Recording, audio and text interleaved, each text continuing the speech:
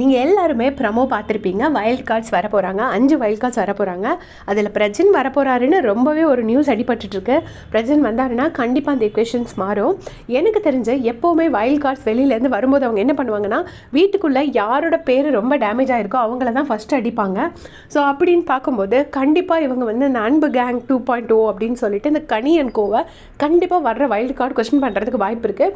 நீங்கள் எல்லோரும் சேர்ந்து விளையாடுறீங்க, எல்லோரும் குரூப்பாக விளையாடுறீங்க அப்படின்னு சொல்கிறதுக்கு ரொம்ப ரொம்ப சான்சஸ் இருக்குது. முக்கியமாக கனியை அட்டாக் பண்ணுவாங்க. ஏன்னா கனி வந்து நேற்றே நம்ம பார்த்துருப்போம், அவங்க வந்து ஒரு சில இடத்துல வந்து எஃப்ஜே அண்ட் ஆதிரையை கொஸ்டின் பண்ணவே இல்லை. அவங்க எல்லாரையும் கொஸ்டின் பண்ணுற மாதிரி எஃப்ஜே அண்ட் ஆதிரையை கொஸ்டின் பண்ணலை. ஸோ அந்த விஷயத்துக்கு வந்து அவங்க மற்றபடி கேங்காக விளையாடுறதுலாம் ஓகே, எல்லாமே குரூப்பிசம் இருக்குது அப்படின்னு சொல்லலாம். ஏன்னா இவங்க ஒரு குரூப்னா அந்த பக்கம் விஜய், பாரு, ரம்யா அவங்கெல்லாம் சேர்ந்து ஒரு குரூப்பாக தான் விளையாடுறாங்க.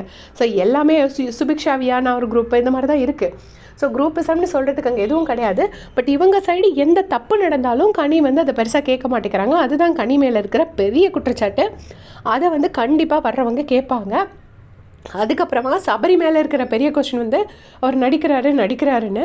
ஸோ அவர் வந்து நடிக்கிறாருன்னு போட்டு உடைக்கிறதுக்கு வாய்ப்பு இருக்குது. இவங்க வந்தோடனே எப்படி ஒரு டாஸ்க் வைப்பாங்க, யார் இந்த வீட்டில் ரொம்ப நடிக்கிறா அப்படின்னு சொல்லும்போது சபரின்னு சொல்லுவாங்க. ஸோ டெஃபினட்டாக சபரிக்கு தெரிய வரும் நம்மளை எல்லாரும் நடிக்கிறான்னு சொல்கிறா அப்படிங்கிறது. ஸோ அதுக்கப்புறம் கொஞ்சம் இக்குவேஷன்ஸ் சேஞ்ச் ஆகும். அதுக்கப்புறம் விஜய் பார்வதி இல்லைன்னா ப்ரமோ இல்லை, கண்டென்ட் இல்லைங்கிற மாதிரி தான் இந்த சீசன் ஓடிட்டுருக்கு. அவங்க எல்லாரையும் டார்கெட் பண்ணி ஏதோ ஒரு கேம் விளையாடுறாங்க. ஸோ அதை டார்கெட் பண்ணிவிட்டு அதுக்கப்புறமா வந்து என்ன கார்னர் பண்ணுறாங்கன்னு சொல்கிறாங்க. ஸோ அதுக்காக கண்டிப்பாக விஜய் பார்வதியை நீங்கள் என்ன எல்லாரையுமே நீங்களே போய் டார்கெட் பண்ணிவிட்டு அப்புறமா கார்னர் பண்ணுறேன்னு சொல்கிறீங்களா அப்படின்னு சொல்லி கேட்குறதுக்கும் நிறைய சான்சஸ் இருக்குது. வைல்டு கார்டு வர போகிறாங்க. இன்னும் இந்த காயின் டாஸ்க் முடியல.